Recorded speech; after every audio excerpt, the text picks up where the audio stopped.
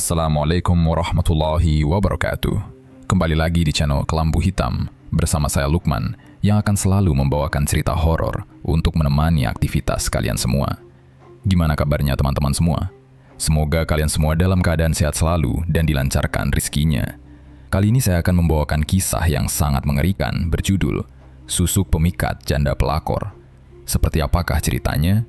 Tanpa perlu lama lagi, mari kita masuk ke ceritanya.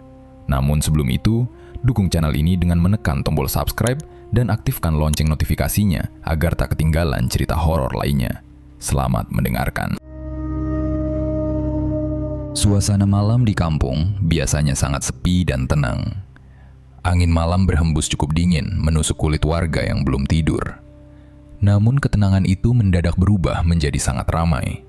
Suara mesin mobil terdengar mendekat dari arah jalan utama desa. Lampu sorot membelah kegelapan menyapu jalanan tanah dan pepohonan. Sebuah sedan hitam mengkilap berhenti tepat di depan pagar kayu rumah Ratih. Kaca mobil sangat gelap sehingga sama sekali tidak terlihat siapa pria di dalam. Para ibu yang sedang duduk santai di teras tetangga langsung menghentikan obrolan. Mata mereka menatap sinis ke arah mobil mewah tersebut. Pintu sebelah kiri terbuka perlahan. Ratih turun dari dalam mobil dengan gerakan yang dibuat-buat. Ia memakai pakaian ketat merah menyala yang sangat menempel erat di badan. Potongan bajunya cukup pendek dan sangat mencolok untuk ukuran orang kampung. Ratih menutup pintu, lalu suara mesin sedan itu kembali menderu perlahan menjauh. Bau parfum menyengat langsung tercium terbawa hembusan angin malam. Para ibu di teras menatap Ratih penuh rasa curiga dan tatapan merendahkan. Mereka mulai berbisik membicarakan wanita yang baru pulang larut malam itu. Tuh, lihat aja kelakuannya.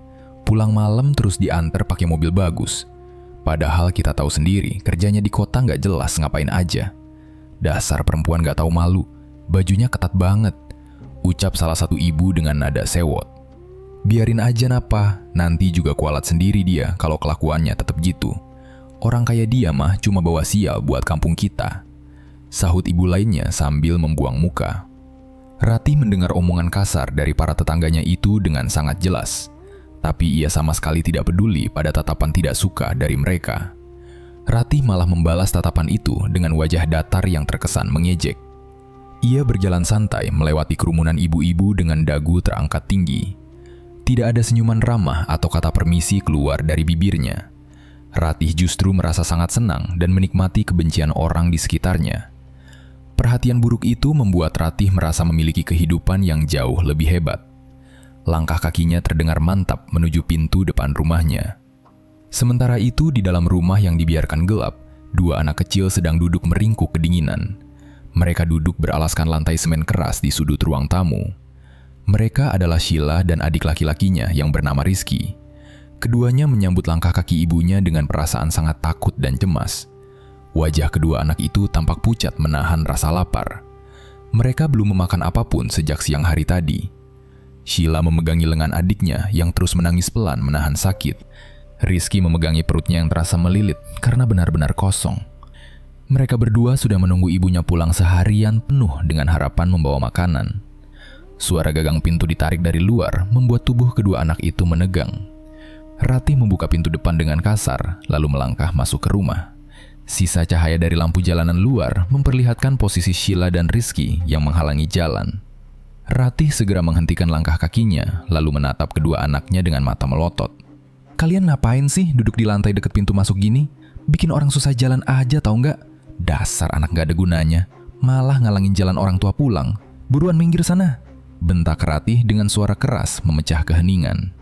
Sheila buru-buru berdiri, lalu menarik tangan adiknya agar menjauh dari pintu. Ia menatap wajah ibunya dengan rasa takut luar biasa. Tapi rasa lapar di perutnya terasa jauh lebih menyiksa dari sekedar rasa takutnya. Rizky hanya terdiam kaku menggigit bibir karena takut melihat ibunya marah. Ratih melangkah masuk melewati mereka berdua, lalu membuang tas kecilnya ke atas meja. Ratih tidak menyalakan lampu ruang tamu atau menanyakan kondisi anaknya.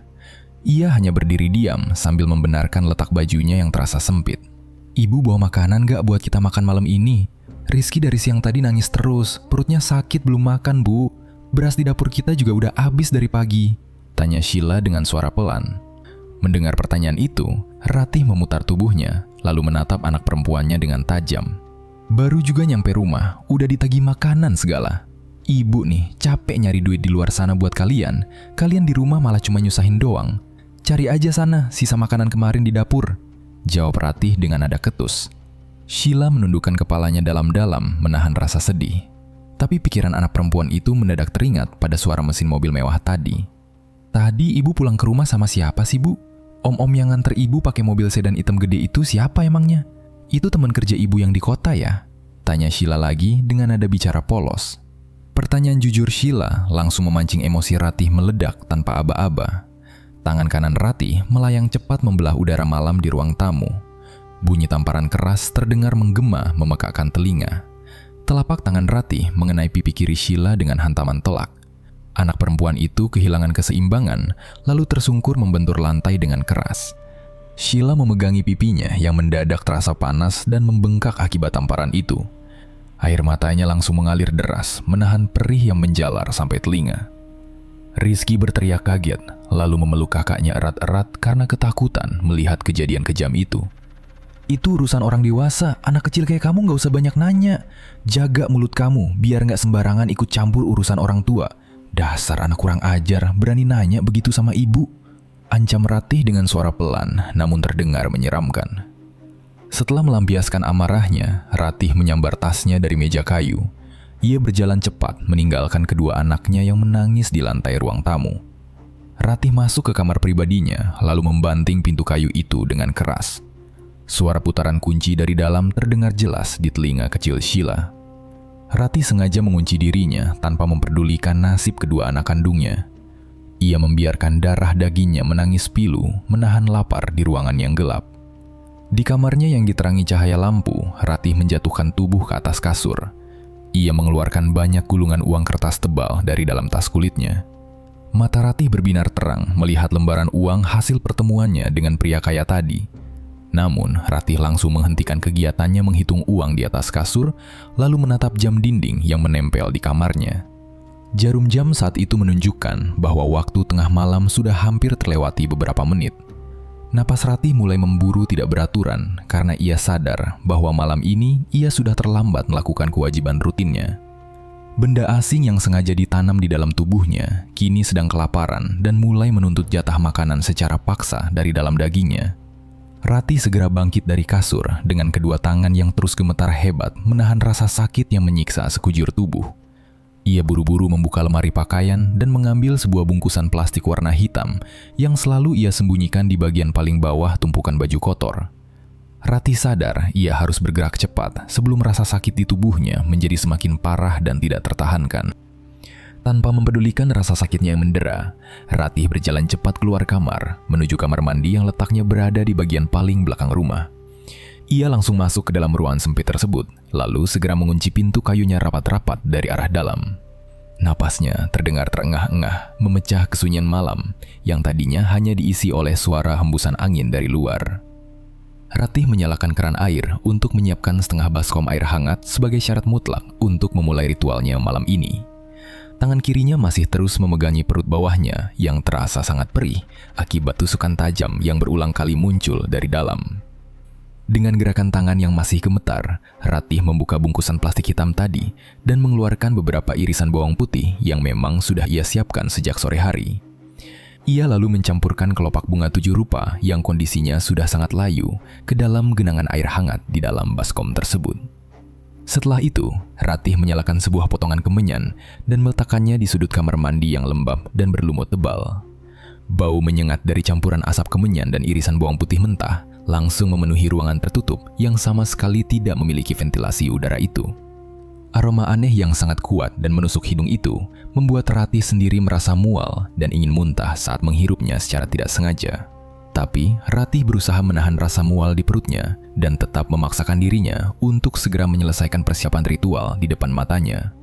Saat Ratih baru saja hendak melepaskan pakaian ketatnya, tiba-tiba terdengar suara langkah kaki kecil berjalan mendekati arah pintu kamar mandi. Suara ketukan pelan dan ragu-ragu terdengar berbunyi di daun pintu kayu yang sudah keropos dimakan usia tersebut. Ratih langsung menghentikan gerakannya, lalu memandang tajam ke arah pintu yang terkunci rapat di depannya dengan perasaan jengkel. "Ibu lagi di dalam kamar mandi ya? Sheila kebelet pipis dari tadi, Bu. Perut Sheila rasanya sakit banget kalau ditahan terus-terusan begini," ucap Sheila dengan suara pelan dan nada ketakutan dari balik pintu. Mendengar suara keluhan anak perempuannya pada saat yang tidak tepat itu, konsentrasi Ratih seketika buyar dan amarahnya langsung naik ke kepala. Ia menatap pintu kayu di depannya dengan tatapan penuh kebencian karena merasa diganggu pada saat yang benar-benar mendesak. "Dengar ya kamu, ibu lagi sibuk banget di dalam sini. Jangan berani-beraninya kamu ganggu ibu malam-malam begini. Tahan aja dulu pipisnya di luar sana, jangan cengeng jadi anak," bentak Ratih dengan suara tertahan agar teriakannya tidak sampai terdengar ke rumah tetangga sebelah. "Tapi Bu, Sheila udah bener-bener gak kuat nahan lagi. Perut bawah Sheila sakit banget, Bu. Boleh nggak Sheila masuk bentar aja buat pipis?" Mohon anak perempuan itu sambil menangis pelan, menahan rasa mulas di perutnya yang kosong. "Udah dibilang tahan ya tahan. Kalau emang udah nggak kuat banget, pipis aja sekalian di celana kamu sana. Jangan sampai ibu keluar terus mukul kamu pakai gagang sapu ya," ancam Ratih dengan nada bicara yang sangat kasar tanpa memiliki rasa kasihan sedikit pun. Setelah ancaman kasar tersebut dilontarkan dari dalam, tidak ada lagi balasan atau suara ketukan pintu dari Sheila di luar kamar mandi. Hanya terdengar suara seretan langkah kaki kecil yang bergerak mundur dan menjauh dengan sangat cepat menuju area ruang tamu yang gelap. Setelah memastikan anaknya benar-benar pergi menjauh, Ratih kembali memfokuskan pandangannya pada air racikan di dalam baskom yang kini mulai berubah warna menjadi keruh kecoklatan. Tangan kanan Ratih meraup air campuran bunga layu dan bawang putih itu dengan perasaan sangat ragu, namun terdesak oleh rasa sakit yang makin menggila. Ia mulai membasuh area intimnya secara perlahan menggunakan genangan air berbau menyengat tersebut tepat di bawah sorotan cahaya lampu redup. Begitu air keruh itu bersentuhan dengan permukaan kulitnya, rasa panas yang sangat parah langsung menjalar dengan cepat menembus jaringan kulit. Ratih membelalakan matanya karena kaget dan langsung menggigit bibir bawahnya kuat-kuat untuk mencegah jeritan kesakitan yang hampir lepas dari kerongkongannya. Ia tahu betul aturan mainnya. Jika ia sampai berteriak kesakitan malam ini, maka para warga kampung pasti akan terbangun lalu datang mendobrak masuk ke dalam rumahnya. Rasa panas pada air racikan itu nyaris membuat lapisan kulit terluarnya melepuh seketika. Namun, Ratih sadar ia tidak punya pilihan lain selain terus melanjutkan prosesnya sampai air di baskom habis.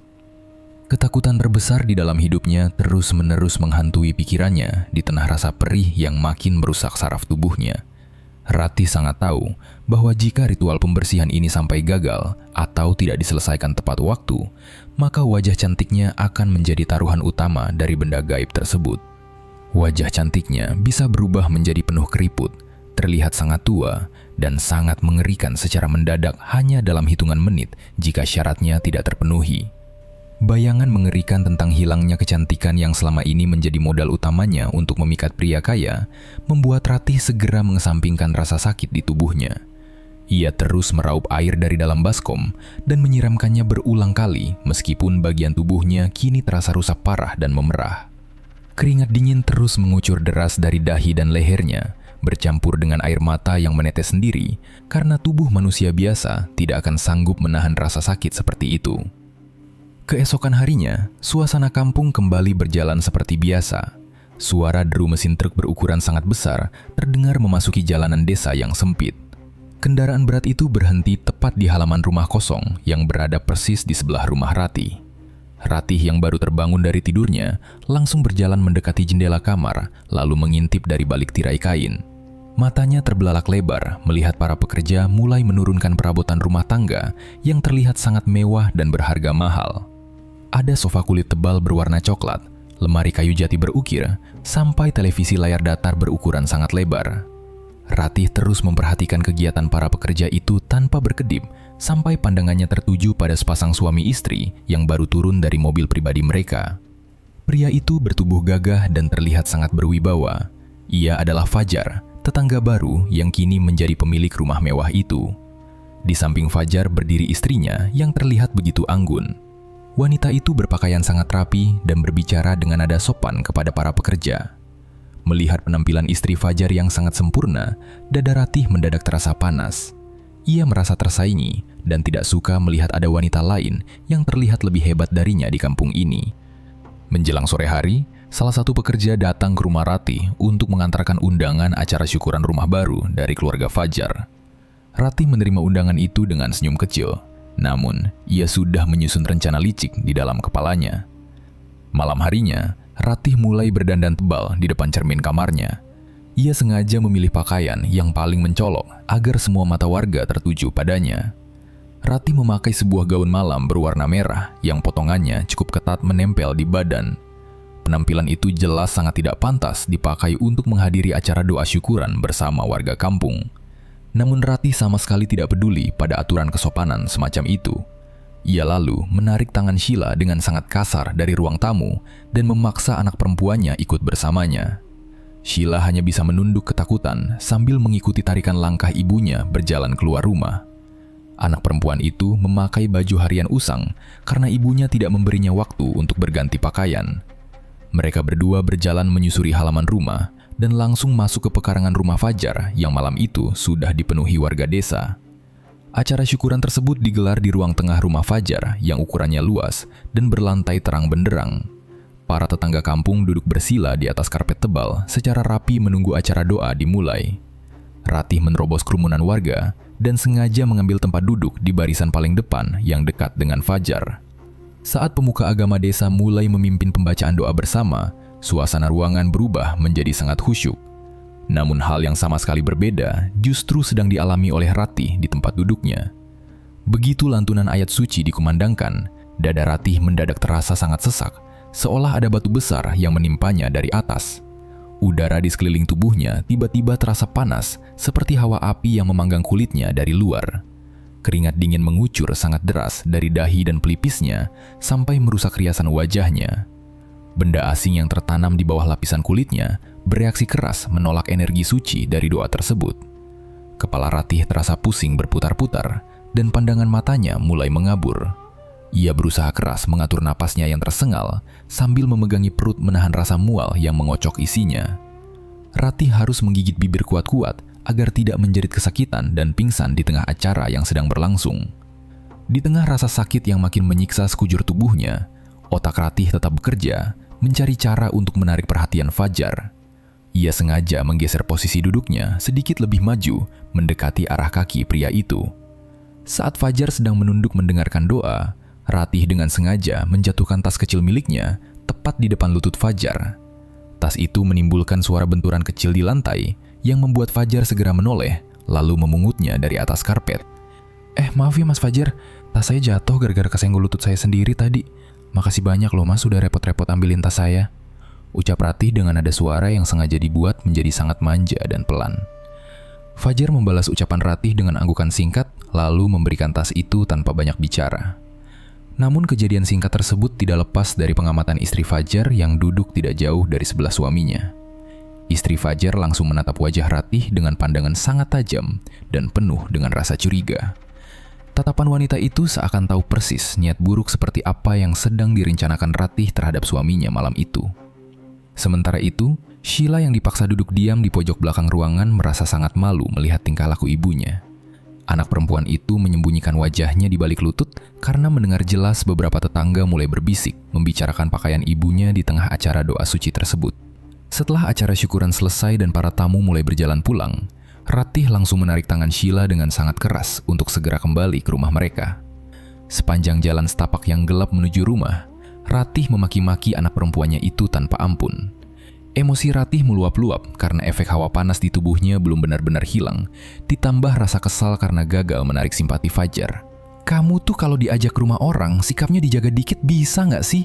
Dari tadi kerjaannya cuma nunduk terus di pojokan, kayak anak gembel aja kelakuannya. Bikin malu ibu aja kamu di depan keluarga orang kaya baru itu. Omel Ratih sambil terus menyeret lengan Sheila dengan kasar. Tapi kan Sheila dari tadi duduk diam aja Bu di dalam. Kan orang emang lagi pada baca doa bareng-bareng. Makanya Sheila ikut diam aja dengerin.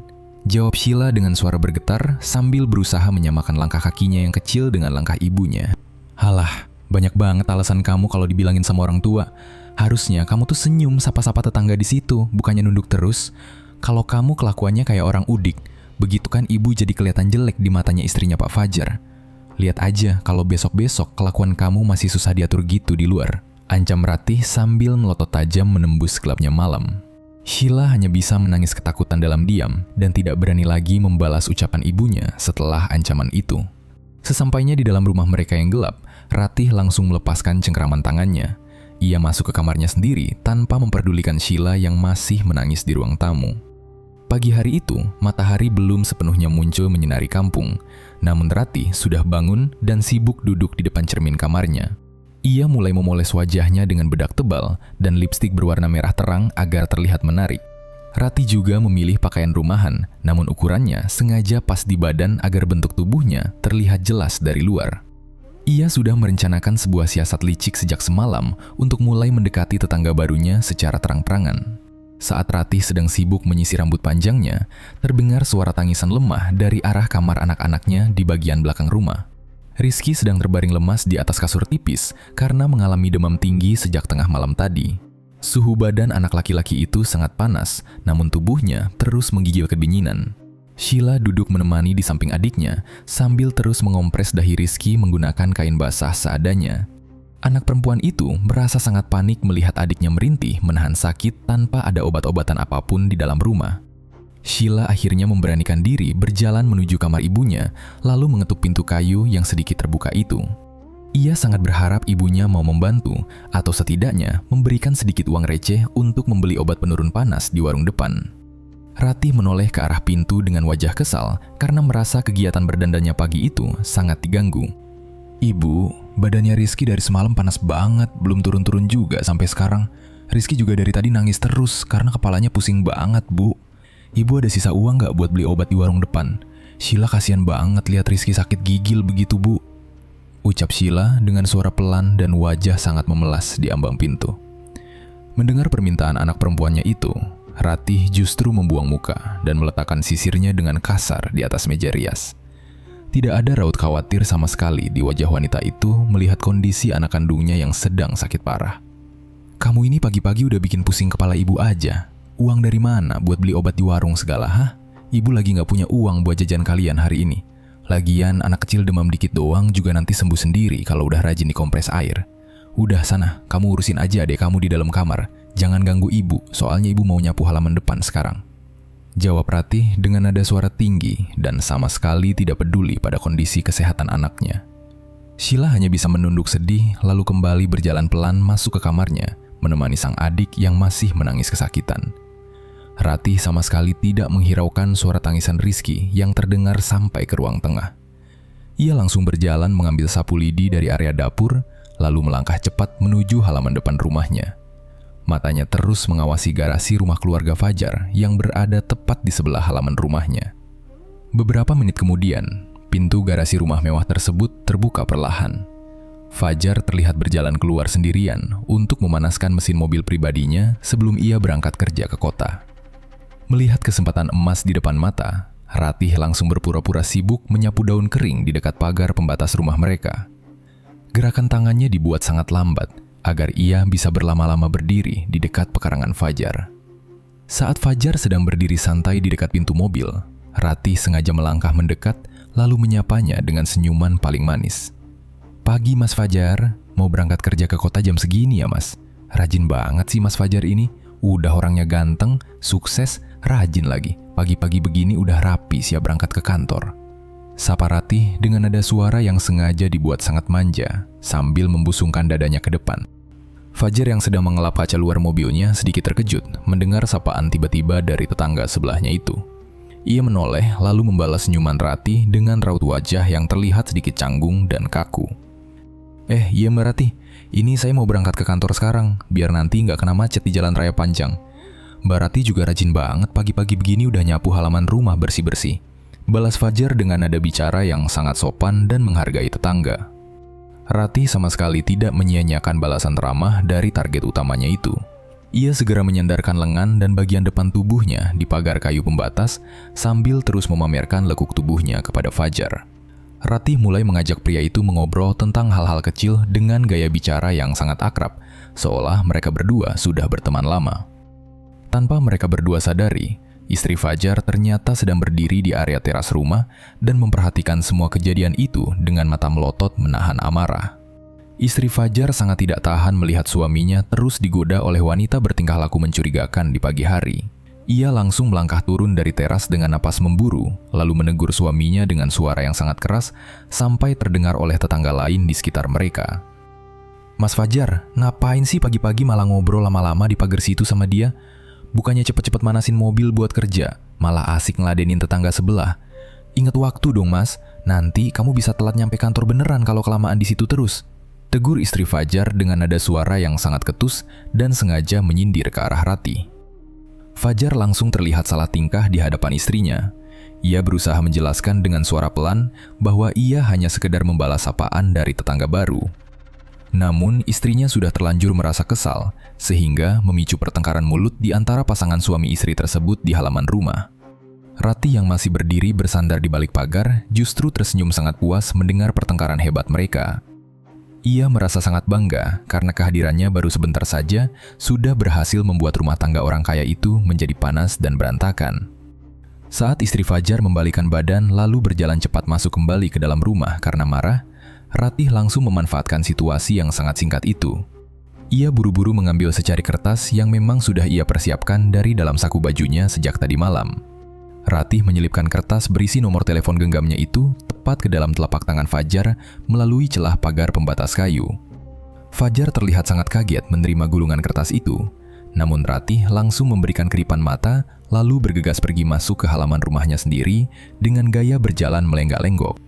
Setibanya di dalam ruang tamu rumahnya, Ratih memegang layar ponselnya sambil tersenyum-senyum sendiri memandangi tembok. Ia membayangkan Fajar pasti akan segera menghubunginya secara diam-diam nanti siang setelah pertengkaran itu. Tapi, senyum licik di bibirnya mendadak hilang saat ia menyadari Sheila sedang berdiri di ambang pintu kamar memperhatikan tingkah ibunya dari belakang. Sheila ternyata tidak sengaja melihat ibunya tersenyum sendiri setelah memberikan sesuatu kepada tetangga pria di sebelah rumah mereka. Anak perempuan itu merasa ada hal yang tidak benar sedang dilakukan oleh ibunya, sehingga ia memberanikan diri untuk menegur.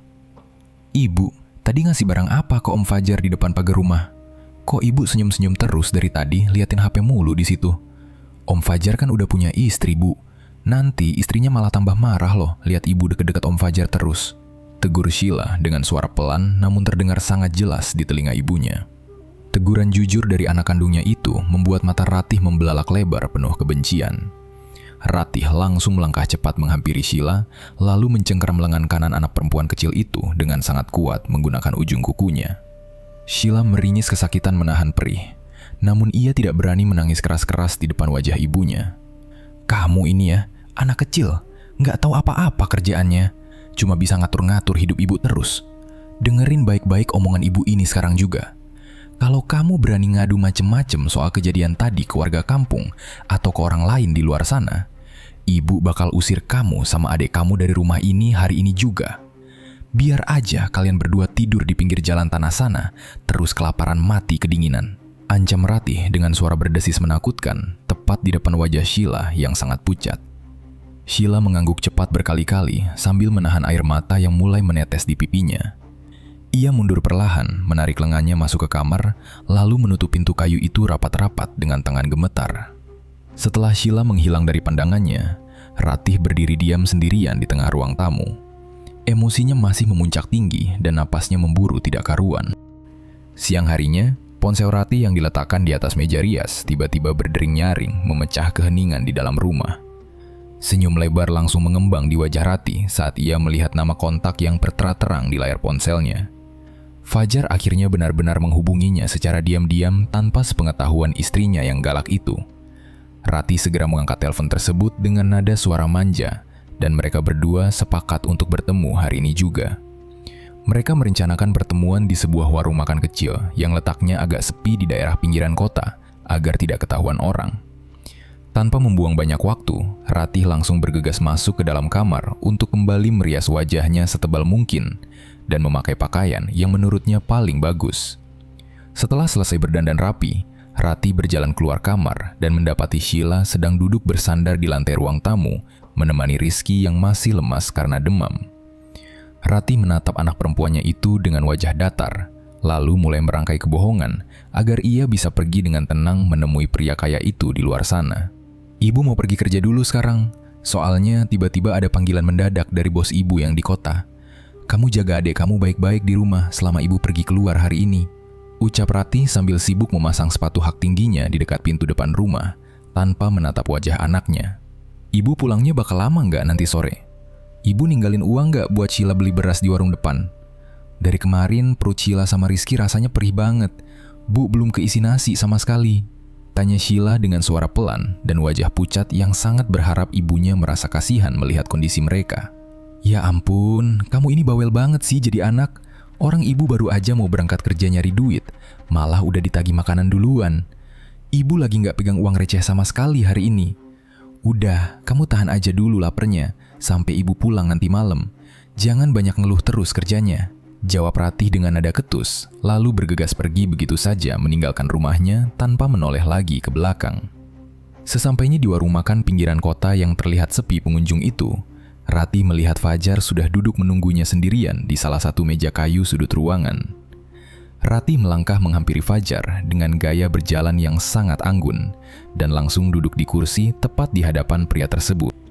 Ratih segera memulai siasat liciknya dengan memasang wajah yang sangat sedih dan mulai mengeluh panjang lebar soal kehidupannya. Ia bercerita dengan nada suara yang memelas tentang betapa susahnya hidup sebagai janda miskin di kampung yang harus membesarkan 2 anak sendirian tanpa ada bantuan biaya sedikit pun. Fajar yang mendengarkan cerita bohong tersebut terlihat sangat bersimpati dan merasa kasihan melihat wajah Ratih yang sengaja dibuat sangat murung dan kelelahan.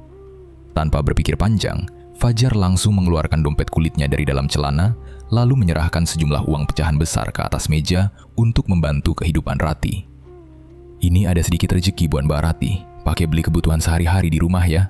Diterima aja Mbak, saya ikhlas kok bantu tetangga sendiri yang lagi kesusahan urusan ekonomi begini, ucap Fajar sambil menggeser tumpukan uang kertas itu perlahan mendekat ke arah tangan Ratih di atas meja.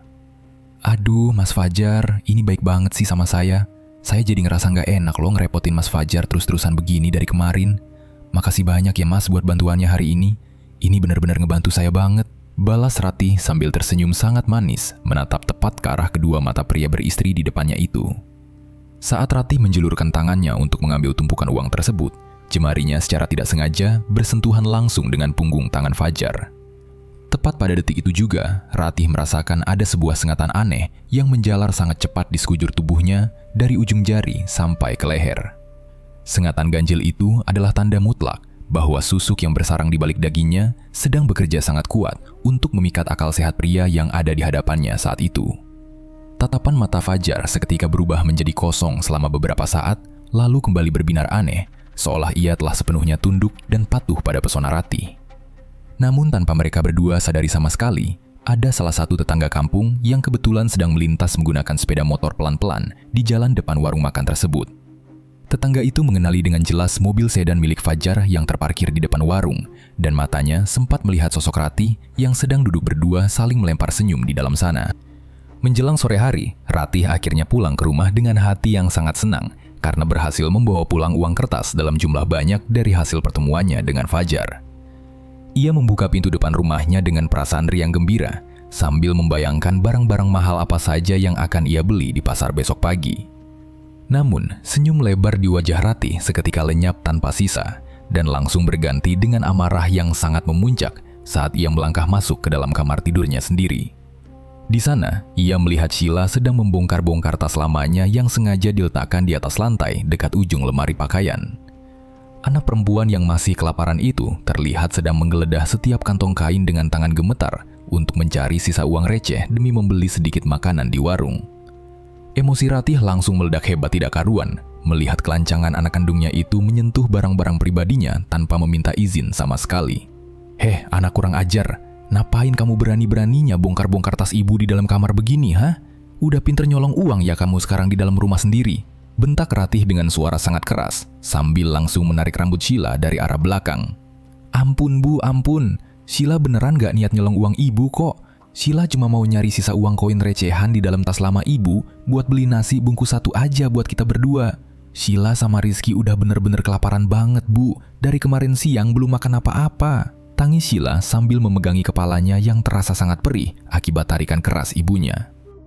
Alasan jujur dari anak perempuannya itu sama sekali tidak meredakan kemarahan Ratih yang sudah terlanjur menutup akal sehatnya. Ratih langsung melepaskan tarikan rambutnya, lalu berjalan cepat menyambar sebuah gagang sapu kayu yang bersandar di dinding dekat pintu kamarnya. Tanpa memiliki rasa kasihan sedikit pun, Ratih mulai memukulkan gagang sapu keras itu ke arah punggung, lengan, dan kaki Sheila secara membabi buta dan penuh tenaga.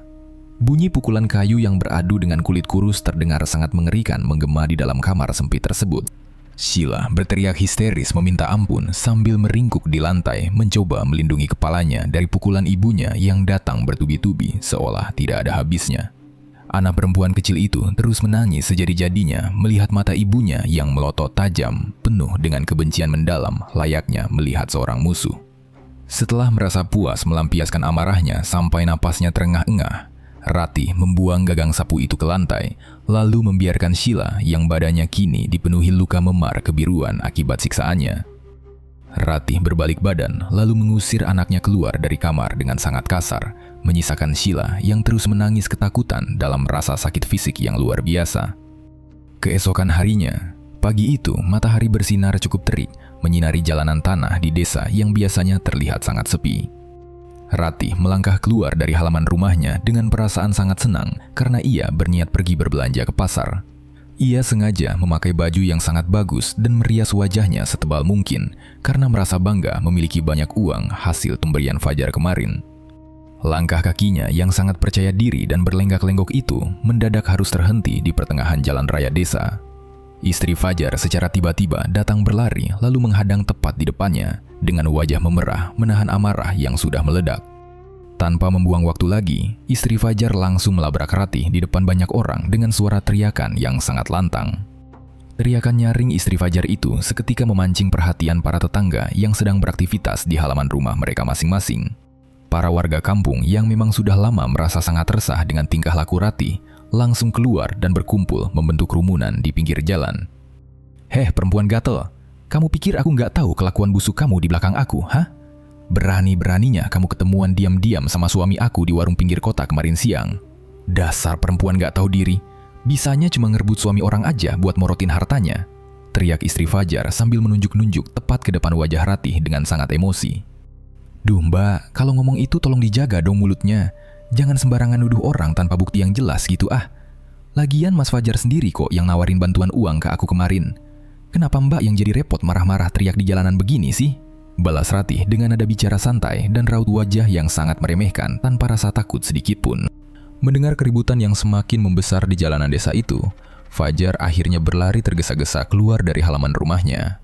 Para tetangga yang melihat kedatangan Fajar mengira pria itu pasti akan segera membela istrinya yang sedang dipermalukan di depan umum. Namun hal yang terjadi selanjutnya justru berbanding terbalik dan membuat semua orang di sana merasa sangat terkejut melihat tingkah lakunya. Pengaruh gaib yang bersarang di dalam tubuh Ratih ternyata sudah benar-benar menguasai seluruh pikiran dan akal sehat Fajar secara penuh. Pria yang biasanya terlihat sangat sabar itu bukannya menenangkan sang istri yang sedang menangis marah, ia malah berdiri di samping Ratih untuk melindunginya. Fajar langsung membentak istrinya sendiri dengan suara sangat keras, tepat di hadapan puluhan pasang mata tetangga yang sedang menonton mereka berdua. "Kamu ini malu-maluin. Nama keluarga aja kerjanya teriak-teriak kayak orang gila di tengah jalan begini. Mbak Ratih ini cuma tetangga kita yang lagi butuh bantuan dana. Pikiran kamu aja yang terlalu kotor, nuduh hal yang enggak-enggak tentang aku. Mending kamu pulang, masuk ke dalam rumah sekarang juga. Bikin malu aku aja kamu ini diliatin orang banyak," bentak Fajar sambil menatap mata istrinya dengan sorot pandangan penuh amarah. Mendengar bentakan kasar dari suaminya sendiri, istri Fajar langsung menangis histeris, lalu berlari pulang ke rumah sambil menutupi wajahnya karena merasa sangat hancur. Ratih tersenyum miring karena ia merasa sangat bangga berhasil menang telak mengalahkan istri sah Fajar di depan mata seluruh warga kampung. Setelah kejadian keributan besar itu, para warga kampung mulai mengambil sikap tegas untuk mengucilkan Ratih sepenuhnya dari kehidupan sosial mereka sehari-hari. Tidak ada satupun tetangga yang mau menegur sapa, menjawab pertanyaan Ratih, atau sekedar meladeninya berbelanja sayur di warung sekitar desa. Ratih kini benar-benar terisolasi dan dibenci oleh semua orang secara terang-terangan. Namun wanita berhati dingin itu sama sekali tidak mempedulikan pandangan buruk mereka dan memilih pulang ke rumah dengan langkah santai. Sesampainya di dalam rumah, Ratih langsung masuk ke dalam kamarnya dan menutup pintu rapat-rapat untuk beristirahat di atas kasur. Perasaan bangga yang baru saja ia rasakan saat menang berdebat tadi mendadak hilang perlahan saat lapisan kulit di sekujur tubuhnya mulai terasa sangat gatal. Rasa gatal yang menyiksa itu terasa sangat luar biasa, seolah ada ribuan semut hidup yang sedang merayap beriringan tepat di bawah permukaan dagingnya. Ratih mulai menggaruk bagian lengan dan pahanya dengan kasar, menggunakan ujung kukunya yang panjang, sampai permukaan kulitnya berubah warna menjadi kemerahan. Tidak hanya rasa gatal parah yang merusak kenyamanannya, pori-pori kulit Ratih tiba-tiba mulai mengeluarkan bau amis yang sangat menyengat seperti bau darah kotor. Bau busuk yang sangat tajam itu langsung memenuhi seluruh udara di dalam kamar, sehingga membuat Ratih sendiri merasa mual dan ingin muntah saat menghirupnya. Ia buru-buru mengambil botol parfum dari atas meja rias, lalu menyemprotkan cairan wangi itu ke seluruh badannya berulang kali tanpa henti. Namun, bau amis aneh yang terus menetes keluar dari dalam dagingnya itu sama sekali tidak bisa hilang meskipun sudah disemprot dengan parfum paling mahal sekalipun. Sementara itu, di ruang tengah yang kondisinya agak gelap, Sheila terus memperhatikan ibunya yang sedang sibuk menggaruk-garuk badan melalui celah pintu kamar yang sedikit terbuka. Anak perempuan yang seluruh badannya masih dipenuhi luka memar kebiruan itu merasa sudah benar-benar tidak kuat lagi menahan siksaan fisik di rumah tersebut. Sheila melihat ada kesempatan yang sangat bagus saat konsentrasi ibunya sedang terpecah belah oleh rasa gatal yang menyiksa sekujur tubuh di dalam sana. Ia segera menggandeng tangan Rizky perlahan-lahan, lalu mengajak adik kecilnya itu berjalan mengendap-endap menuju ke arah dapur belakang. Sheila berniat membuka pintu kayu di belakang rumah secara diam-diam, agar mereka berdua bisa segera kabur jauh dari rumah yang sudah terasa seperti penjara. Namun, pendengaran Ratih yang saat itu sedang terhubung dengan hawa gaib ternyata menjadi jauh lebih tajam dan sensitif dari manusia normal pada umumnya. Saat tangan kecil Sheila baru saja menyentuh dan memutar gagang pintu belakang, Ratih mendadak muncul di ambang pintu dapur dengan mata melotot sangat marah. "Mau kabur kemana kalian berdua, diem-diem lewat pintu belakang begini, ha? Udah pinter berani ngelawan omongan ibu ya kalian sekarang? Dasar anak-anak pembawa sial, gak tahu diuntung udah diurusin dari bayi," teriak Ratih sambil langsung menerkam dan mencengkeram lengan kedua anaknya dengan sangat kasar. "Ampun bu, ampun. Sheila cuma mau bawa Rizky cari angin di luar sebentar aja kok bu. Soalnya sumpek banget di dalam sini. Sheila beneran gak niat kabur ninggalin rumah. Tolong lepasin tangan Sheila bu, ini rasanya sakit banget," jerit Sheila sambil meronta-ronta menangis, ketakutan merosot ke lantai dapur. Ratih sama sekali tidak mendengarkan permohonan ampun dan suara tangisan kesakitan dari anak kandungnya tersebut pada siang hari itu. Ia menarik dan menyeret tubuh Sheila serta Rizky secara paksa menelusuri lantai semen rumah, lalu memasukkan mereka berdua ke dalam sebuah kamar kosong di bagian paling belakang. Ratih menutup pintu kayu usang itu dengan bantingan yang sangat keras, lalu menguncinya rapat-rapat dari arah luar tanpa memiliki belas kasihan sedikit pun di dalam hatinya. Kamar kosong tempat mereka dikurung itu sama sekali tidak memiliki lampu penerangan dan tidak ada satupun lubang ventilasi udara, sehingga suasananya benar-benar sangat gelap serta pengap. Suara tangisan memilukan Sheila dan Rizky terdengar saling bersahutan memecah kesunyian rumah meminta pintu segera dibuka dari luar. Beberapa hari kemudian, hembusan angin sore membuat daun-daun kering berserakan di halaman rumah tanpa ada orang yang berniat menyapunya. Tiba-tiba terdengar suara ketukan pelan berulang kali dari arah pintu belakang rumah yang letaknya berdekatan dengan area dapur kotor. Ratih yang sedang duduk sendirian di ruang tengah segera berdiri, lalu berjalan mengendap-endap untuk melihat siapa yang datang. Ia sangat berhati-hati agar langkah kakinya tidak menimbulkan suara berisik di dalam rumah. Saat pintu kayu usang itu dibuka sedikit, terlihat sosok Fajar sedang berdiri di luar sambil menengok ke arah kanan dan kiri.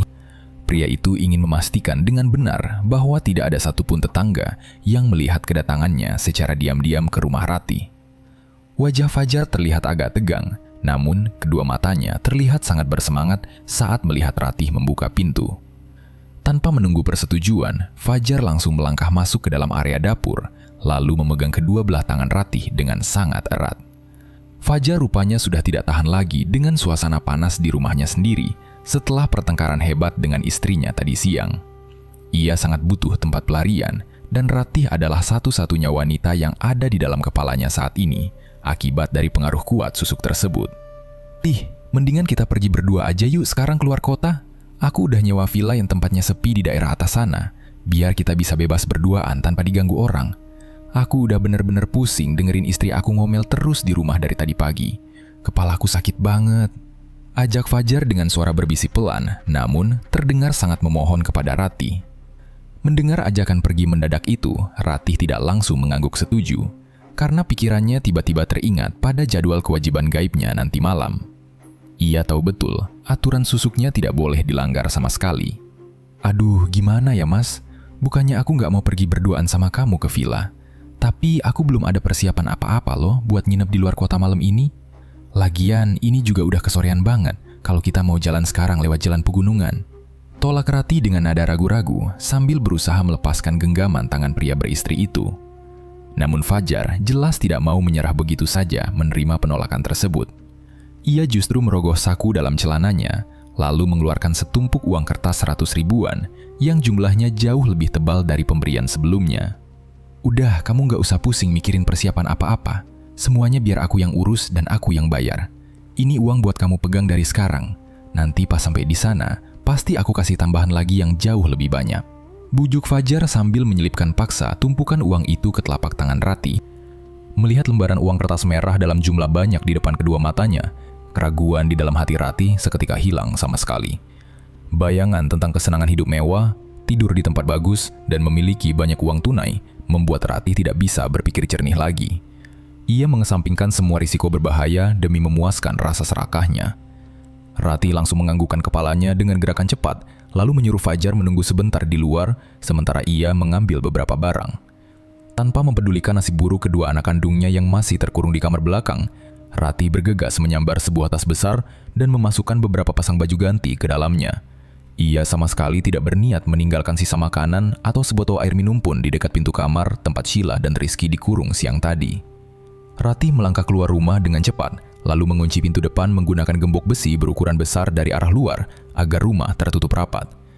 Ia membiarkan anak kandungnya terkurung menahan lapar di dalam rumah yang mulai gelap tanpa memiliki celah untuk meminta pertolongan kepada warga sekitar.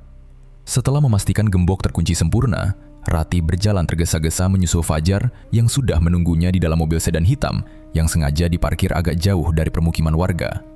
Mobil sedan hitam itu melaju cukup kencang, meninggalkan area perkampungan warga menuju jalan raya antar kota yang kondisinya mulai terlihat sepi.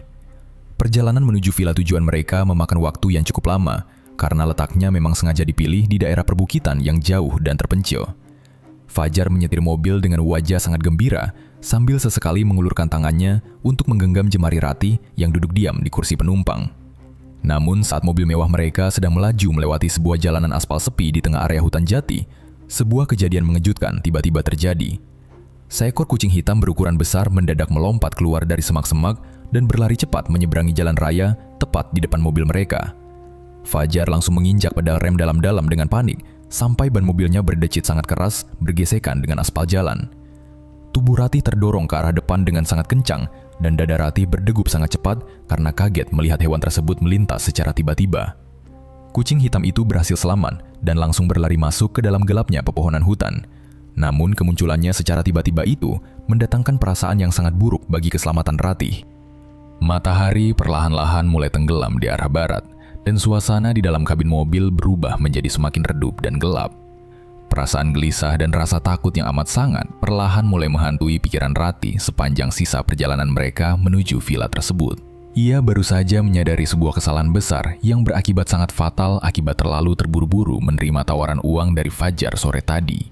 Ratih baru sadar kalau ia sama sekali belum menyiapkan dan membawa irisan bawang putih maupun kelopak bunga 7 rupa yang menjadi syarat wajib untuk ritual mandinya nanti malam. Bahan-bahan penting itu masih tertinggal begitu saja di keranjang dapur rumahnya yang kini sudah ia gembok rapat-rapat dari luar. Keringat dingin mulai keluar deras membasahi dahi, leher, dan punggung Ratih hingga menembus pakaian ketat yang sedang ia kenakan saat itu.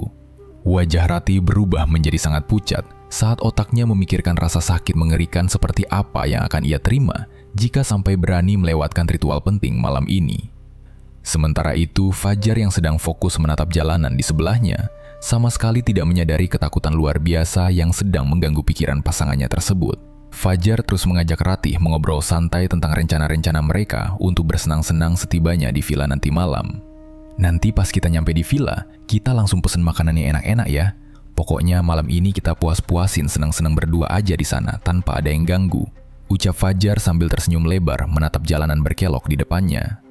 Ratih hanya bisa membalas ucapan pria itu dengan anggukan kepala yang sangat lemah karena otot mulutnya mendadak terasa kaku untuk digunakan berbicara normal. Iya mas, terserah kamu aja nanti mau pesen makanan apa kalau kita udah nyampe di sana. Aku ngikut aja apa kemauan kamu malam ini. Balas Ratih dengan nada suara bergetar yang susah payah ia tutupi agar terdengar biasa saja. Di tengah kepanikan pikiran yang semakin tidak terkendali itu, tiba-tiba muncul sebuah rasa sakit ganjil berupa tusukan-tusukan kecil di bagian perut bawah Ratih. Sensasi tajam layaknya puluhan ujung jarum yang menusuk masuk ke dalam daging perutnya itu membuat Ratih harus mencengkeram jok mobil dengan telapak tangan yang sangat kuat. Tusukan gaib tersebut merupakan sebuah peringatan awal dari benda yang tertanam di dalam tubuhnya bahwa sisa waktu persiapannya semakin lama semakin menyempit. Ratih terus menggigit bibir bawahnya untuk menahan suara rintihan kesakitan agar Fajar tidak curiga. Membiarkan rasa nyeri itu perlahan menyebar semakin luas di dalam perutnya, seiring dengan ban mobil yang terus bergerak maju, menembus gelapnya jalanan pegunungan. Mobil sedan hitam milik Fajar berhenti tepat di depan sebuah villa berukuran besar yang letaknya terpencil di atas perbukitan. Suasana malam di sekitar bangunan penginapan itu terasa sangat sepi, dan udaranya terasa jauh lebih dingin dari biasanya karena dikelilingi oleh pepohonan hutan yang sangat rimbun. Tidak ada satupun rumah penduduk lain yang terlihat di sekitar tempat itu, sehingga menambah kesan sunyi yang mencekam. Setelah Fajar membuka pintu utama dan menyalakan semua lampu, Ratih langsung berjalan cepat menuju kamar tidur utama tanpa menunggu aba-aba lagi. Ratih meletakkan tas besar yang ia bawa dari rumah di atas kasur lebar, lalu membongkar seluruh isinya dengan gerakan tangan yang sangat panik dan tergesa-gesa. Ia mengeluarkan tumpukan baju ganti yang dimasukkan sore tadi hingga berhamburan ke atas spray. Harapannya benar-benar hancur berkeping-keping saat ia menyadari bahwa dirinya memang benar-benar lupa membawa perlengkapan ritual mandinya. Tidak ada satupun irisan bawang putih, apalagi kelopak bunga 7 rupa yang terselip di antara barang-barang bawaannya malam itu. Rasa panik yang sangat hebat langsung menyerang seluruh pikiran Ratih, membuat rongga dadanya mendadak terasa sangat sesak, seolah kehabisan pasokan udara bersih. Keringat dingin terus-menerus mengucur deras membasahi dahi, leher, dan punggungnya. Menyadari kesalahan paling fatal yang tidak mungkin bisa ia perbaiki lagi di tempat sejauh ini. Pada detik yang sama, rasa sakit berupa tusukan kecil di area intimnya berubah menjadi nyeri hebat yang menusuk dagingnya dengan kasar. Rasa nyeri yang datang secara tiba-tiba itu membuat kedua kaki Ratih seketika menjadi lemas dan sangat sulit untuk digunakan berdiri tegak di samping tempat tidur. Sementara Ratih sedang sibuk menahan rasa sakit yang semakin menyiksa organ dalamnya, Fajar perlahan masuk ke dalam kamar tidur dengan raut wajah penuh dengan nafsu. Pria hidung belang itu langsung mengunci rapat pintu kamar dari arah dalam, lalu berjalan mengendap-endap mendekati posisi Ratih yang sedang memunggungi dirinya di dekat kasur. Fajar sama sekali tidak menyadari kondisi fisik Ratih yang kesakitan karena pikirannya sudah dikuasai oleh bayangan kesenangan yang ia inginkan malam ini. Fajar merentangkan kedua belah tangannya, lalu memeluk pinggang tubuh Ratih dari arah belakang sambil mencoba mengendus aroma parfum yang menempel di area leher wanita itu. Namun begitu kulit tangan Fajar bersentuhan langsung dengan permukaan kulit leher Ratih, wanita itu langsung berteriak sangat histeris memecah keheningan malam di dalam villa. Sentuhan tangan Fajar di kulitnya rasanya sama sekali bukan seperti pegangan manusia biasa pada umumnya, melainkan justru terasa seperti sebatang besi panas yang baru saja dibakar dan ditempelkan paksa ke dalam dagingnya. Ratih meronta-ronta dengan gerakan yang sangat kasar, lalu mendorong tubuh Fajar kuat-kuat menggunakan sisa tenaganya sampai pria itu terhuyung mundur ke belakang dan menabrak dinding kamar. "Kamu ini kenapa, Siti? Kok tiba-tiba teriak kenceng banget terus dorong-dorong badan aku kasar begitu? Aku kan cuma mau meluk kamu sebentar dari belakang. Masa nggak boleh sih?" Tanya Fajar dengan raut wajah sangat kaget sekaligus bingung melihat reaksi penolakan kasar dari wanita di depannya. "Jangan beraninya kamu sentuh kulit aku malam ini, Mas. Badan aku rasanya lagi sakit semua dari tadi. Panas banget, perih rasanya kalau kena sentuhan kulit kamu barusan. Tolong kamu jauhin tangan kamu dari badan aku sekarang juga, Mas. Balas Ratih dengan suara bergetar menahan sakit, sambil terus memegangi perut bawahnya yang terasa semakin berdenyut keras menuntut korban. Mendengar penolakan mentah-mentah tersebut, raut wajah Fajar yang tadinya penuh senyum manis mendadak berubah menjadi sangat memerah, menahan amarah yang mulai memuncak ke kepalanya. Loh, kamu jangan macem-macem ya sama aku sekarang, Ti. Aku ini udah ngeluarin banyak banget uang loh buat ngajak kamu seneng-seneng nginep di villa mahal malam ini. Sekarang pas kita udah berduaan di dalam kamar begini, kamu malah nolak aku mentah-mentah, terus bikin alasan badan kamu lagi sakit semua. Kamu jangan coba-coba nipu aku ya malam ini, bentak Fajar dengan suara sangat keras yang langsung menggema di seluruh sudut kamar. Pertengkaran hebat di antara mereka berdua akhirnya tidak bisa dihindari lagi di dalam kamar tertutup yang semakin memanas itu. Fajar yang merasa dirugikan karena sudah mengeluarkan banyak uang, terus melangkah maju memaksa Ratih untuk tetap melayaninya sesuai janji awal mereka. Namun Ratih yang sudah benar-benar tidak kuat lagi menahan rasa sakit tajam di area intimnya, memilih untuk berbalik arah lalu berlari kencang menuju kamar mandi villa yang ada di sudut ruangan. Ia langsung membanting pintu kamar mandi itu dengan keras lalu menguncinya rapat-rapat dari dalam, membiarkan Fajar terus-menerus menggedor daun pintu kayu itu dari arah luar sambil terus melontarkan kata-kata makian yang kasar. Di dalam kamar mandi yang terang benderang itu, Ratih menangis terseduh-seduh menahan rasa sakit di bawah perutnya yang semakin lama terasa semakin tidak masuk akal. Karena tidak memiliki bahan ritual yang seharusnya ia siapkan, Ratih akhirnya mencoba mencari jalan keluar lain secara asal dengan membasuh tubuhnya menggunakan air keran biasa yang ada di dalam bak mandi. Ia sangat berharap air dingin dari daerah pegunungan itu setidaknya bisa sedikit meredakan rasa panas terbakar yang menyiksa kulit perut bagian bawah dan area intimnya saat ini. Ratih memutar tuas keran besi itu, lalu meraup air jernih yang mengalir deras menggunakan telapak tangannya dengan gerakan tergesa-gesa. Tapi sebuah kejanggalan yang sangat mengerikan langsung terjadi pada detik itu juga. Begitu air keran biasa itu bersentuhan dengan permukaan kulit wajah dan tubuh Ratih, air bening itu sama sekali tidak terasa dingin ataupun menyegarkan seperti air pada umumnya. Melainkan justru terasa seperti cairan air keras berbahaya yang langsung membakar lapisan kulitnya saat itu juga. Ratih menjerit ngeri saat melihat kulit lengannya mendadak berubah warna menjadi sangat merah dan melepuh seperti baru saja disiram air mendidih. Ia langsung melepaskan tuas keran air itu, lalu berjalan mundur ketakutan hingga punggungnya menabrak ujung cermin wastafel berukuran besar yang menempel di dinding kamar mandi. Saat Ratih secara perlahan menolehkan kepalanya untuk melihat pantulan wajahnya di dalam cermin kaca tersebut, matanya langsung terbelalak lebar, seakan mau keluar dari kelopaknya saking terkejutnya. Wajahnya yang beberapa jam lalu masih terlihat kencang dan cantik, kini berubah drastis menjadi sangat hancur tepat di depan matanya. Kulit wajah Ratih tiba-tiba memunculkan banyak sekali garis keriput yang sangat dalam seperti nenek tua.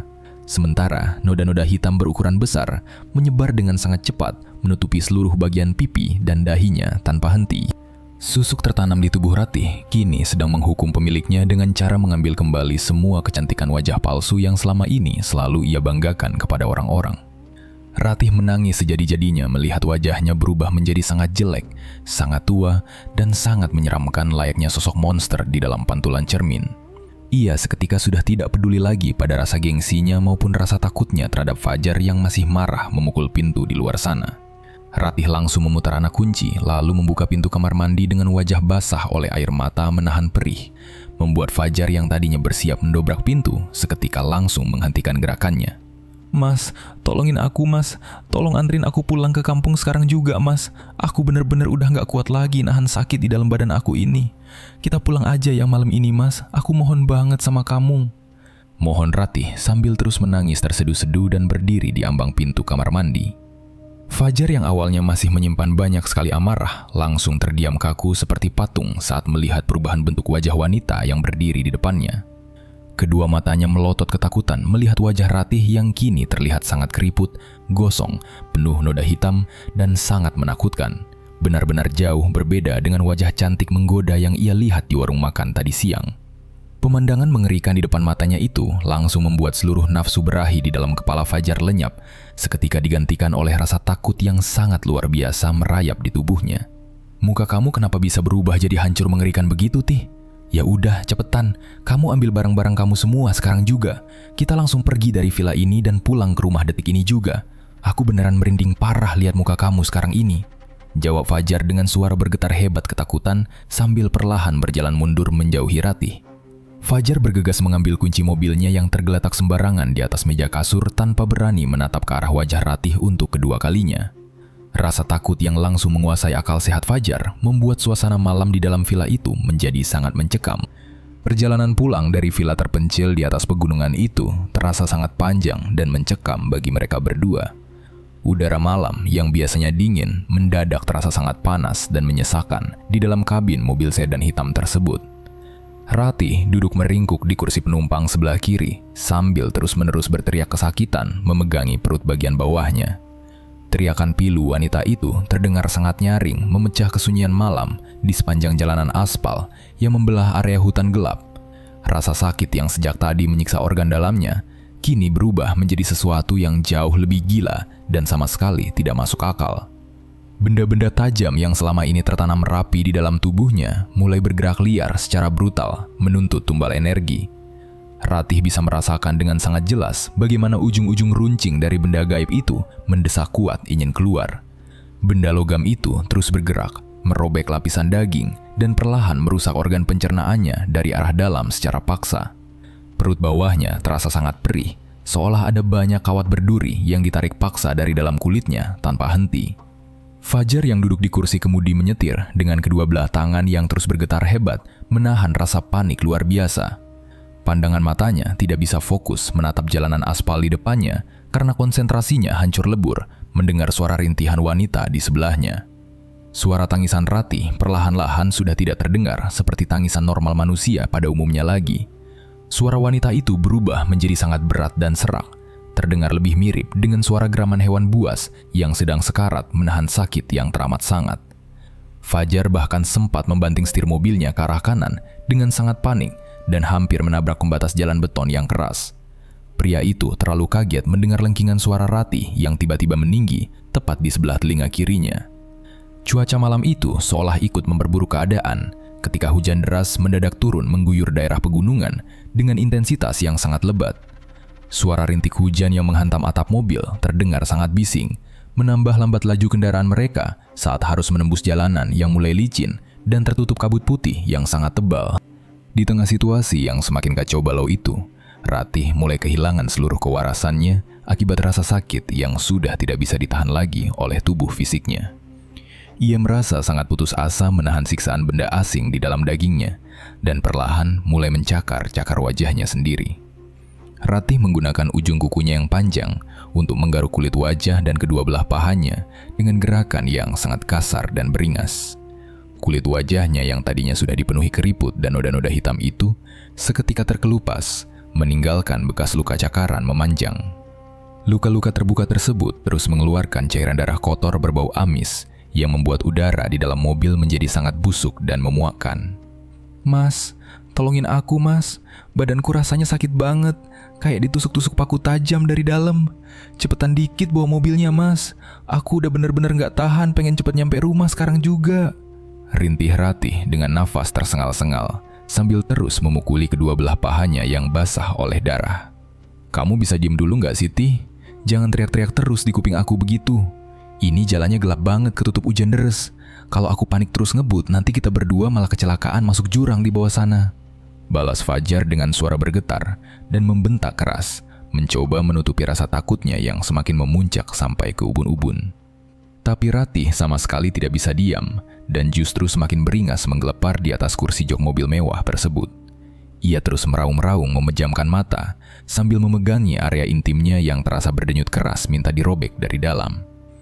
Darah berbau amis mulai merembes deras keluar menembus pakaian dan mengotori kursi kulit penumpang, membuat Fajar merasa sangat mual melihatnya. Pria hidung belang itu sudah tidak tahan lagi menghadapi situasi mengerikan yang sedang terjadi di dalam mobilnya sendiri malam itu. Begitu mobil mereka akhirnya turun dari pegunungan dan sampai tepat di depan gapura jalan masuk desa, Fajar langsung menginjak rem mendadak. Pria itu sudah kehilangan rasa kemanusiaannya dan hanya memikirkan cara menyelamatkan nyawanya sendiri agar tidak ikut terseret bahaya. Ia buru-buru turun menembus hujan deras, lalu membuka paksa pintu kiri mobil dan menarik lengan Ratih keluar dengan tarikan yang sangat kasar. "Udah, kamu turun aja di sini sekarang juga. Aku bener-bener udah gak mau lagi ada urusan sama kamu dari malam ini. Badan kamu itu bau busuk banget, aneh. Aku ngeri lama-lama ada di dekat kamu, Tih." Teriak Fajar tepat di depan wajah Ratih yang langsung basah kuyup terkena guyuran hujan lebat. "Mas, jangan tinggalin aku sendirian di pinggir jalan becek ini, Mas. Rumahku masih jauh letaknya di dalam sana. Aku mohon banget bantuin aku jalan, Mas. Perutku sakit banget. Rasanya benda-benda ini beneran mau keluar semua." Tangis Ratih memohon memelas sambil berusaha memegangi lengan kemeja pria itu dengan tangannya yang berlumuran darah kotor. Fajar menepis tangan Ratih dengan tenaga penuh, sampai wanita malang itu terjerembab jatuh membentuk tanah becek yang dipenuhi genangan lumpur. Tanpa memiliki sedikit pun rasa belas kasihan, Fajar langsung berlari kembali masuk ke dalam mobilnya dan menginjak pedal gas dalam-dalam. Mobil sedan hitam itu melaju sangat kencang, meninggalkan Ratih sendirian merintih di tengah jalan masuk desa yang sangat gelap gulita. Ratih menangis kesakitan di tengah guyuran hujan lebat, sambil berusaha keras untuk sekedar mengangkat separuh tubuhnya dari atas genangan air kotor. Ia harus merangkak dengan susah payah menggunakan kedua telapak tangannya karena kakinya mendadak terasa sangat kaku dan menolak digunakan berdiri tegak. Darah pekat berwarna merah kehitaman mulai merembes sangat deras dari balik roknya, bercampur menyatu dengan genangan lumpur dan menciptakan bau anyir darah yang menusuk penciuman. Ratih memaksakan dirinya berjalan tertatih-tatih sambil menyeret kaki kanannya yang terasa berat melewati pagar-pagar kayu rumah warga yang tertutup rapat.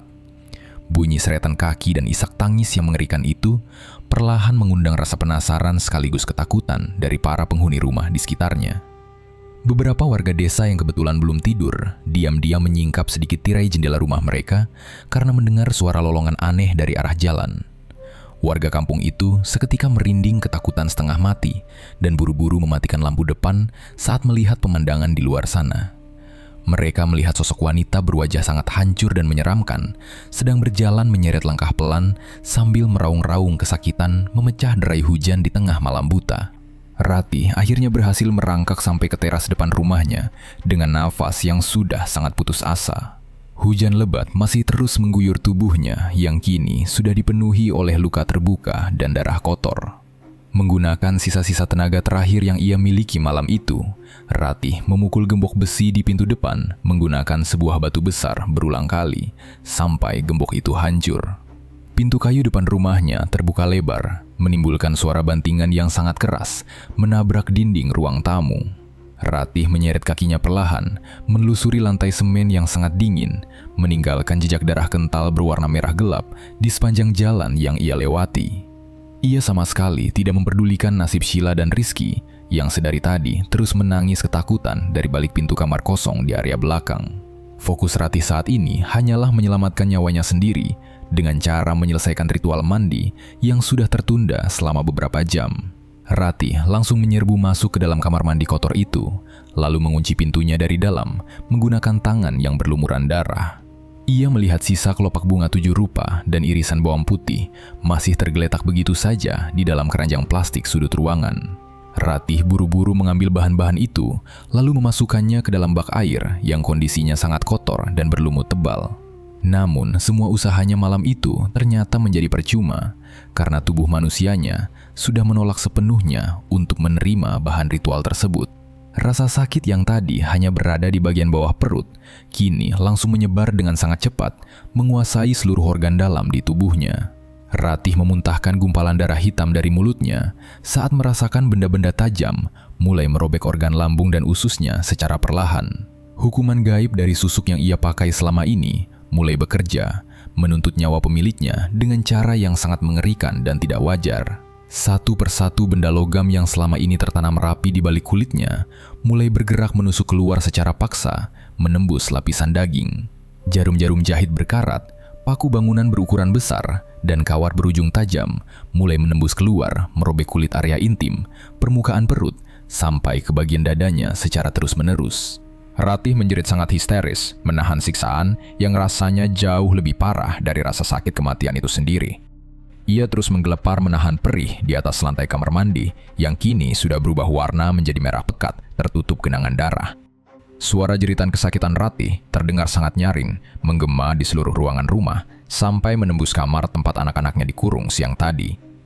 Sheila yang terbangun kaget karena suara teriakan itu, langsung memukul-mukul pintu kamar belakang dengan panik dan menangis sejadi-jadinya.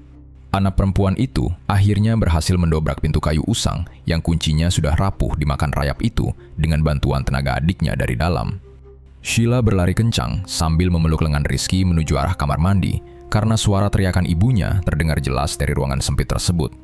Anak perempuan itu langsung menggedor-gedor pintu kamar mandi dengan kedua tangannya sambil menangis ketakutan melihat banyak sekali jejak darah berceceran di lantai ruang tengah.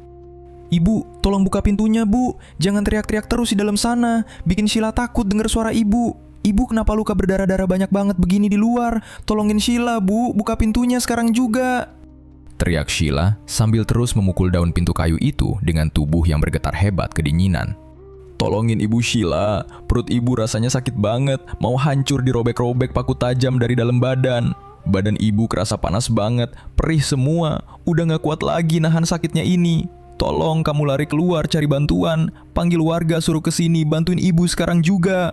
Jerit Ratih membalas ucapan anaknya dengan napas yang sudah putus-putus, tersumbat cairan darah dari balik pintu. Mendengar rintihan ibunya yang terdengar sangat sekarat dan kesakitan, Sheila tidak berani pergi meninggalkan pintu itu karena ia terlalu takut melihat kondisi rumah yang gelap. Anak perempuan itu merosot jatuh ke lantai semen sambil memeluk erat adiknya, lalu mulai melantunkan bacaan surat dan ayat-ayat suci sekeras-kerasnya dari luar kamar mandi. Ia sangat berharap doa yang ia bacakan dengan suara bergetar itu bisa segera menghentikan rasa sakit ibunya di dalam sana. Namun, suara jeritan kesakitan Ratih perlahan-lahan mulai terdengar semakin melemah, seiring dengan banyaknya darah kotor yang mengalir keluar dari sekujur tubuhnya. Suara raungan panjang itu akhirnya benar-benar berhenti total, dan perlahan digantikan oleh bunyi logam yang jatuh berdenting membentur lantai keramik kamar mandi. Jarum dan paku berkarat itu terus mendesak keluar dari badan Ratih, lalu berjatuhan ke bawah satu persatu, memecah keheningan malam yang sangat mencekam tersebut. Tidak lama setelah suara itu mereda, beberapa bapak-bapak warga kampung yang membawa senter akhirnya datang mendobrak masuk ke dalam rumah Ratih karena curiga mendengar keributan tadi. Para tetangga pria itu langsung terdiam kaku dan merinding ketakutan melihat keadaan Sheila yang menangis histeris di depan pintu kamar mandi yang penuh darah. Tanpa banyak bicara lagi, dua orang warga langsung menendang pintu kamar mandi itu dengan sangat kuat sampai engsel besinya terlepas jatuh ke lantai. Mereka berdua seketika menutup hidung dan memalingkan wajah karena tidak tahan melihat pemandangan sangat mengerikan yang terpampang tepat di depan mata mereka. Ratih ditemukan tewas dalam kondisi sangat mengenaskan di dalam bak mandi yang airnya sudah berubah menjadi kental karena dipenuhi darah berwarna merah pekat. Tubuh wanita itu penuh dengan lubang luka memanjang akibat benda tajam yang memaksa keluar, dan di dasar bak mandi itu menumpuk banyak sekali paku serta jarum berkarat penyebab kematiannya. Kematian Ratih yang sangat tragis malam itu menjadi tontonan mengerikan sekaligus peringatan paling keras bagi seluruh penghuni desa mengenai akibat buruk penggunaan ilmu hitam. Peristiwa malam Jumat itu meninggalkan trauma rasa takut yang mendalam dan tidak akan pernah bisa dilupakan oleh Sheila serta Rizky yang harus menyaksikan secara langsung akhir hidup ibu kandung mereka sendiri. Beberapa hari setelah kematian Ratih yang sangat mengerikan itu, suasana kampung perlahan mulai kembali tenang. Namun, warga masih sering membicarakan kejadian tersebut. Fajar yang sebelumnya kabur meninggalkan Ratih sendirian di pinggir jalan pada malam hujan lebat itu, akhirnya harus menerima akibat dari perbuatannya sendiri. Istri Fajar yang bernama Dila ternyata sudah mengetahui semua kelakuan buruk suaminya di belakangnya selama ini. Dila merasa sangat marah dan kecewa, lalu langsung memutuskan untuk mengusir dan menceraikan Fajar saat itu juga, tanpa ada keraguan sedikit pun. Fajar yang selama ini bersikap sangat sombong dan merasa memiliki banyak uang, mendadak kehilangan segalanya dalam waktu satu malam saja. Semua harta kekayaan, rumah mewah, dan mobil sedan hitam itu ternyata murni milik Dila yang berasal dari warisan keluarga besarnya sendiri. Fajar dulunya hanyalah pria biasa yang menumpang hidup pada kekayaan istrinya, sehingga ia langsung diusir keluar rumah tanpa membawa apa-apa selain pakaian bekas. Fajar menangis terseduh-seduh memohon ampun di depan pintu pagar rumah mewah itu saat Dila melemparkan sebuah koper berisi baju-bajunya ke tanah. "Kamu beneran tega musir aku dari rumah ini, Dil? Aku minta maaf banget. Udah hilaf kemarin sama tetangga sebelah. Tolong kasih aku kesempatan satu kali lagi buat perbaikin semuanya. Aku janji gak bakal ngulangin kesalahan yang sama lagi. Tolong jangan ceraikan aku begini. Mohon Fajar sambil berlutut memegangi pagar besi rumah itu. Dila menatap pria itu dari balik pagar dengan raut wajah yang sangat datar dan penuh rasa jijik. Udah telat kalau kamu baru mau minta maaf dan mohon-mohon sekarang, Mas. Semua harta sama rumah mewah ini kan dari awal memang punya aku. Jadi, kamu mendingan pergi jauh-jauh dari sini bawa baju-baju kamu itu. Aku udah muak banget lihat muka kamu. Mulai sekarang kita cerai dan kamu urus aja hidup miskin kamu sendiri di luar sana. Jawab Dila dengan suara lantang, lalu langsung berjalan masuk ke dalam rumah, meninggalkan Fajar yang meratap menyesal di pinggir jalan. Setelah resmi mengusir suaminya yang tidak tahu diri itu, Dila tidak lantas menutup mata pada nasib malang yang menimpa anak-anak tetangganya. Ia merasa sangat kasihan melihat kondisi Sheila dan Rizky yang kini harus menjadi yatim piatu dan menanggung rasa trauma yang sangat mendalam akibat kematian ibunya. Setiap hari kedua anak kecil itu hanya duduk terdiam merenung di teras rumah mereka yang kini terasa sangat kosong dan menakutkan. Dila yang memiliki hati sangat baik perlahan mulai mendekati kedua anak tersebut dan rajin membawakan mereka makanan yang layak setiap pagi. Karena Dila sendiri belum dikaruniai anak kandung selama menikah dengan Fajar, ia akhirnya membulatkan tekad untuk mengadopsi Sheila dan Rizky secara resmi agar bisa tinggal bersamanya. Dila mengurus semua surat-surat perpindahan hak asuh anak-anak itu dibantu oleh kepala desa yang juga merasa sangat prihatin pada nasib mereka berdua. Suatu sore Dila datang ke rumah peninggalan Ratih, lalu menggandeng tangan Sheila dan Rizky dengan sangat lembut untuk diajak pindah ke rumahnya. Sheila, Rizky, mulai hari ini kalian berdua pindah tinggal di rumah Tante Dila aja ya di sebelah. Kalian berdua nggak usah takut lagi kelaparan atau kesepian di sini. Nanti, semua kebutuhan makan dan biaya sekolah, kalian bakal Tante yang bayar semuanya. Anggap aja rumah Tante itu rumah kalian berdua juga mulai hari ini ya, ucap Dila sambil mengusap rambut Sheila dengan penuh kasih sayang. Sheila menatap wajah Dila dengan mata berkaca-kaca, lalu menganggukkan kepalanya dengan cepat. Makasih banyak ya Tante Dila udah mau nerima Sheila sama Rizky tinggal bareng di sana.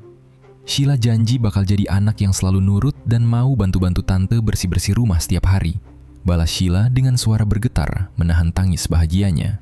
Sejak hari kepindahan itu, kehidupan Sheila dan Rizky berubah menjadi jauh lebih baik dan terjamin di bawah asuhan Dila yang sangat menyayangi mereka seperti anak sendiri. Mereka kini bisa tidur nyenyak di atas kasur yang sangat empuk, makan makanan bergizi setiap hari, dan tidak pernah lagi merasakan siksaan fisik yang menyakitkan.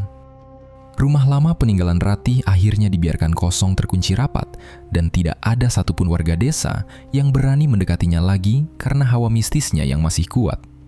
Kejadian kelam yang menimpa ibu kandung mereka perlahan mulai terkubur seiring berjalannya waktu yang mereka lewati dengan tenang dan penuh kebahagiaan. Keserakahan dan niat buruk Ratih pada akhirnya justru menghancurkan hidupnya sendiri dengan cara tragis. Sementara kedua anak malang yang selalu ia sia-siakan, kini justru mendapatkan kehidupan sangat layak dan kasih sayang tulus dari orang lain. Cerita pun berakhir. Terima kasih buat teman-teman yang udah menyimak cerita ini sampai akhir. Buat teman-teman yang baru bergabung, jangan lupa untuk subscribe dan aktifkan lonceng notifikasinya. Nantikan cerita horor terbaru dari Kelambu Hitam. Saya Lukman, mohon pamit undur diri. Wassalamualaikum warahmatullahi wabarakatuh.